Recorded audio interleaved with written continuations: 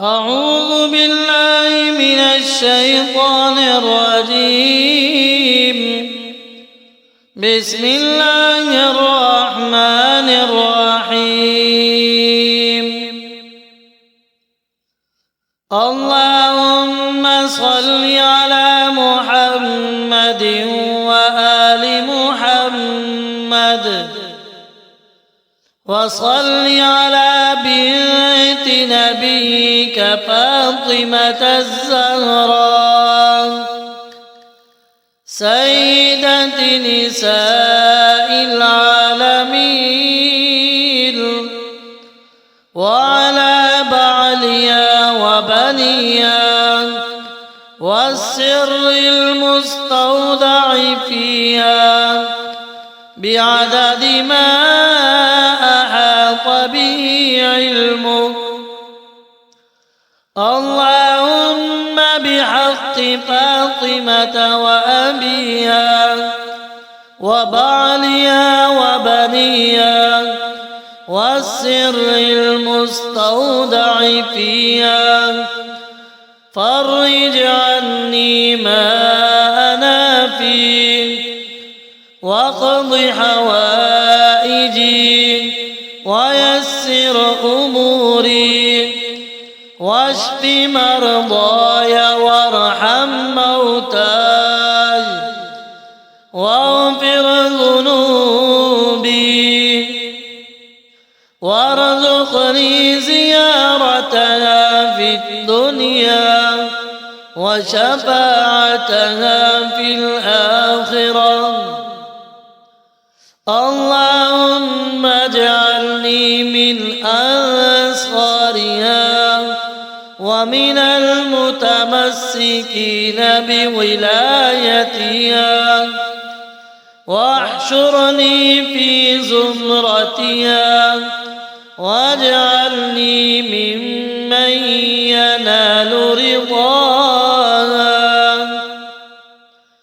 فإن رضاها رضاك وغضبها غضبك يا أرحم الراحمين. اللهم نور قلبي بنور محبتها، وزين خلقي بأخلاقها، وألهمني السير على نهجها، وارزقني حسن الخاتمة ببركتها، إنك على كل شيء قدير.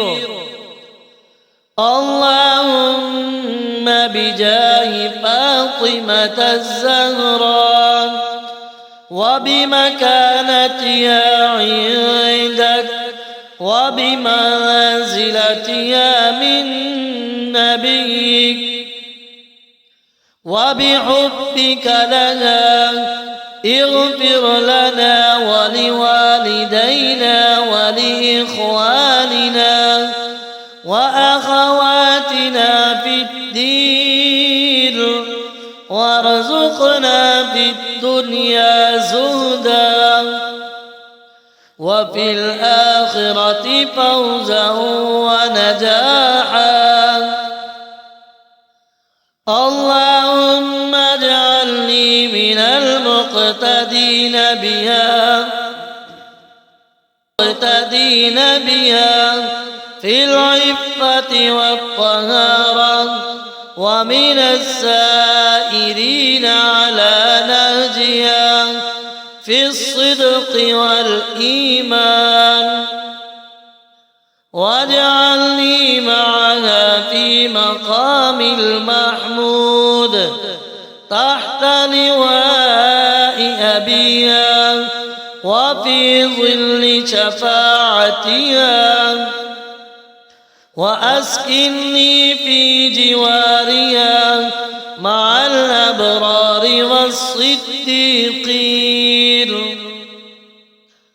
اللهم بحقها وبحق بعلها أمير المؤمنين المؤمنين علي عليه السلام وبحق ولدي الحسن والحسين عليهما السلام وبحق 9 المعصومين من ذريتها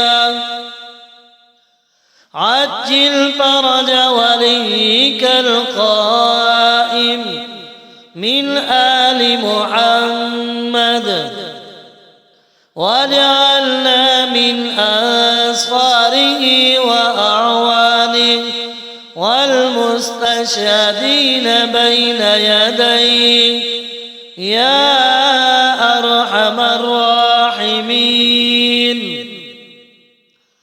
اللهم صل على محمد وآل محمد وسلم تسليما كثيرا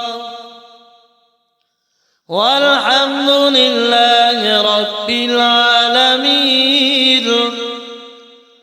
اللهم ارزقني في الدنيا زهدا كزهد فاطمة وفي العبادة خشوعا كخشوع فاطمة وفي القول صدقا كصدق فاطمة وفي الإيمان ثباتا كثبات فاطمة واجعلني من السائرين على نهجها والمتأدبين بأدبها والمتخلقين بأخلاقها.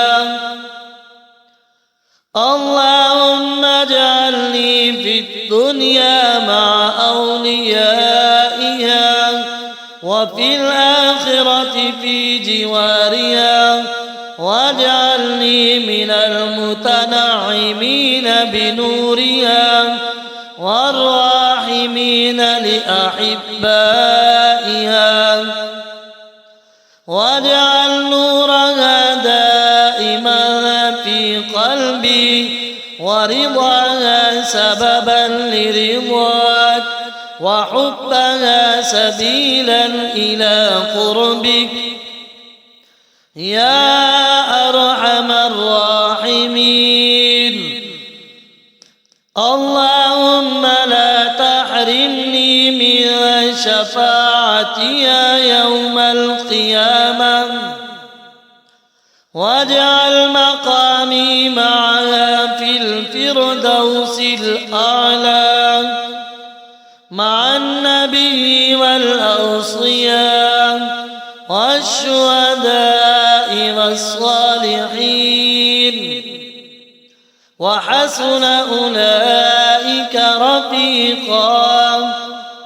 اللهم صل على فاطمة الزهراء وعلى أبيها وبعلها وبنيها واجعل صلواتك ورحمتك وبركاتك عليها دائمة أبد الآبدين والحمد لله رب العالمين. أعوذ بالله من الشيطان الرجيم. بسم الله الرحمن الرحيم. اللهم صل على محمد وآل محمد وصل على بنت نبيك فاطمة الزهراء سيدة نساء العالمين وعلى بعلها وبنيها والسر المستودع فيها بعدد ما أحاط به علمه. اللهم بحق فاطمة وأبيها وبعلها وبنيها والسر المستودع فيها فرج عني ما أنا فيه واقض حوائجي ويسر أموري واشف مرضاي وارحم موتاي واغفر ذنوبي وارزقني زيارتها في الدنيا وشفاعتها في الآخرة.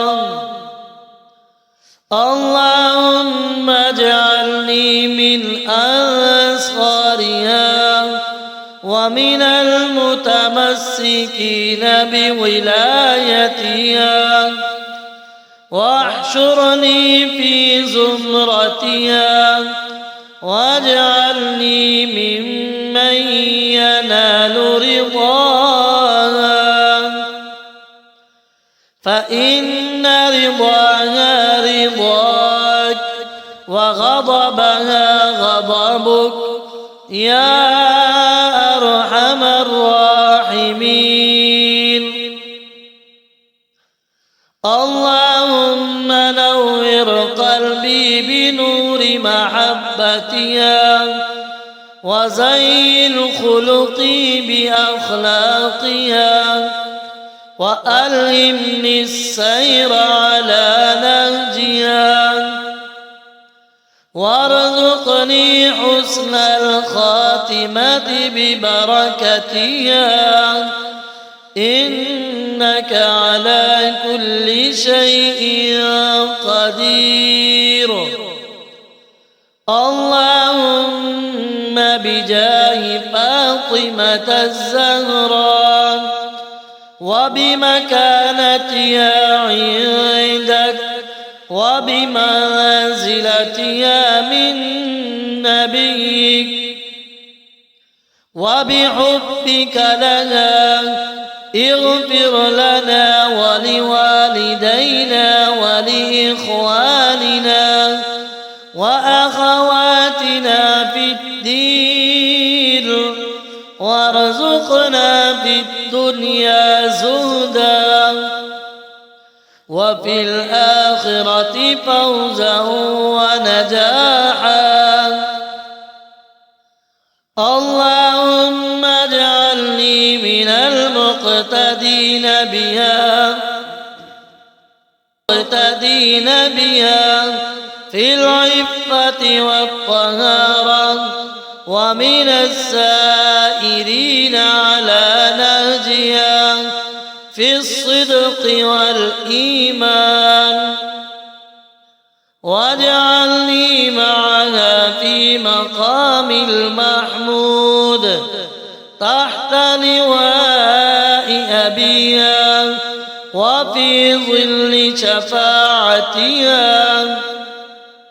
وأسكنني في جوارها مع الأبرار والصديقين.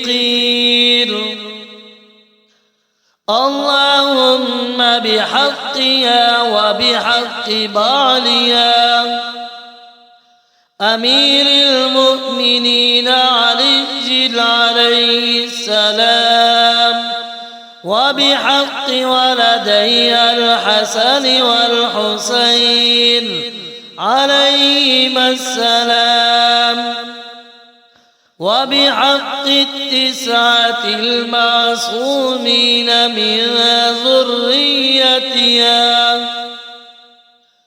عجل فرج وليك القائم من آل محمد واجعلنا من أنصاره وأعوانه والمستشهدين بين يديه يا أرحم الراحمين. الراحمين. اللهم صل على محمد وآل محمد وسلم تسليما كثيرا،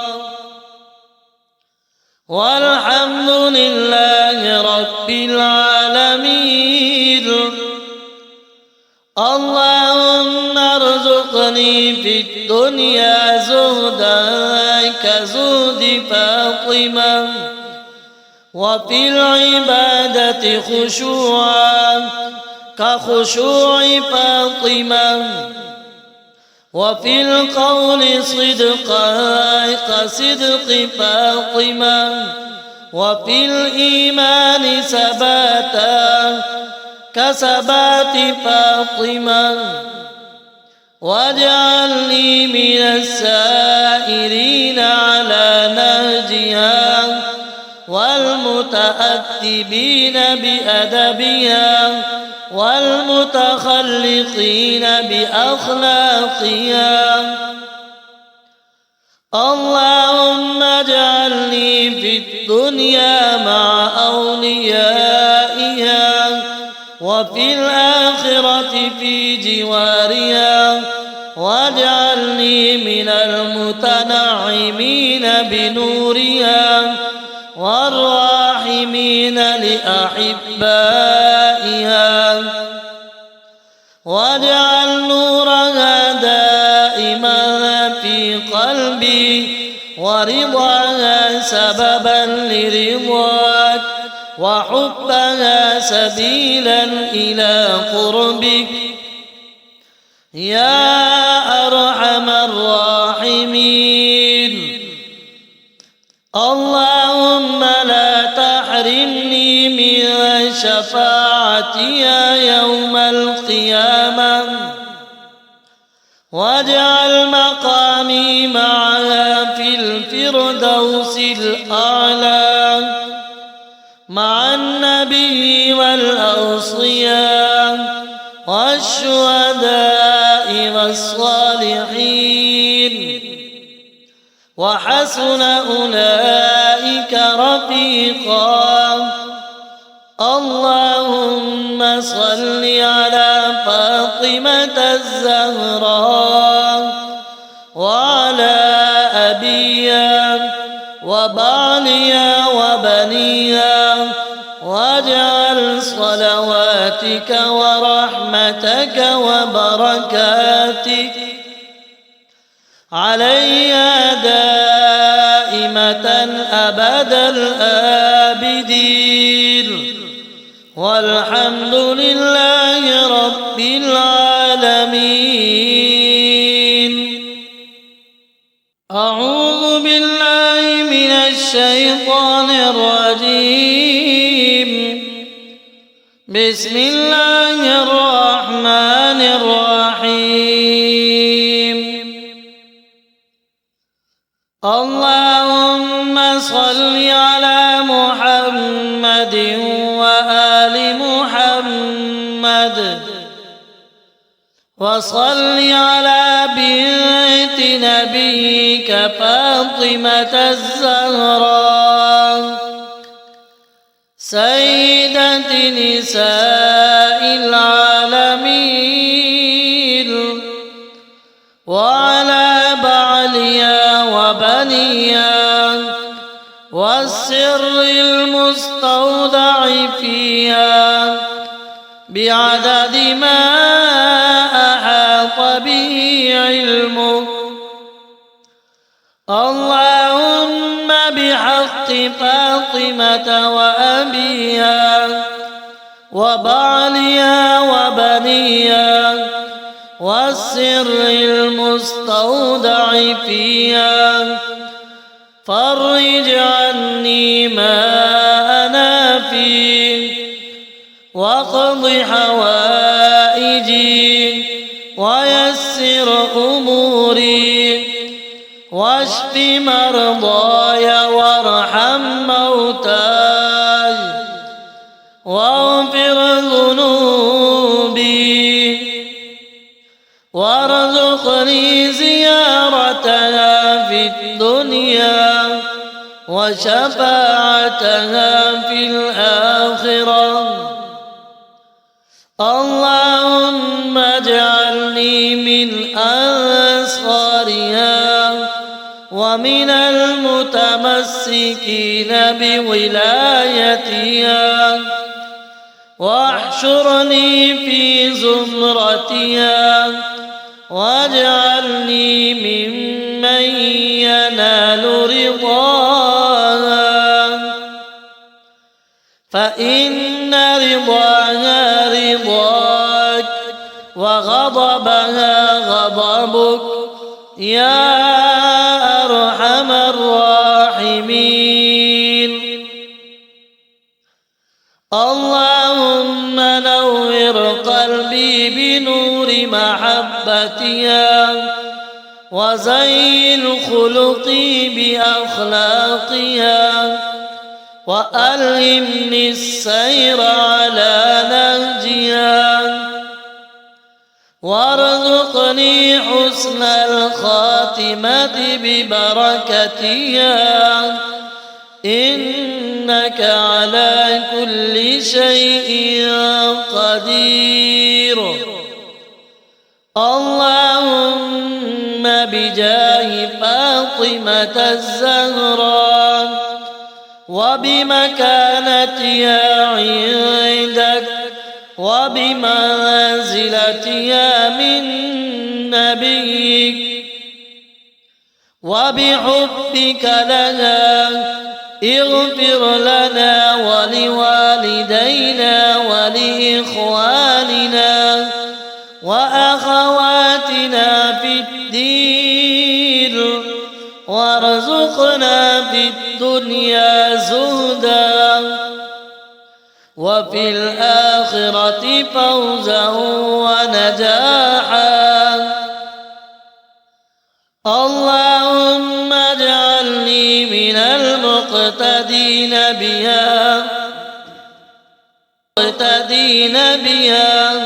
في العفة والطهارة، ومن السائرين على نهجها في الصدق والإيمان، واجعلني معها في مقام المحمود تحت لواء أبيها وفي ظل شفاعتها، وأسكنني في جوارها مع الأبرار والصديقين.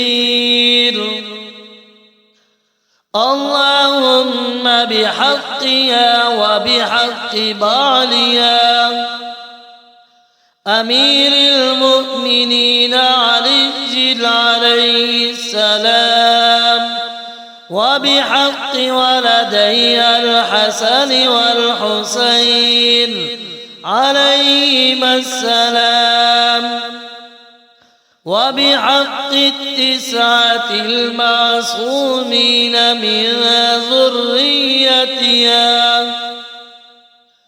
عجل فرج وليك القائم من آل محمد، واجعلنا من أنصاره وأعوانه والمستشهدين بين يديه يا أرحم الراحمين.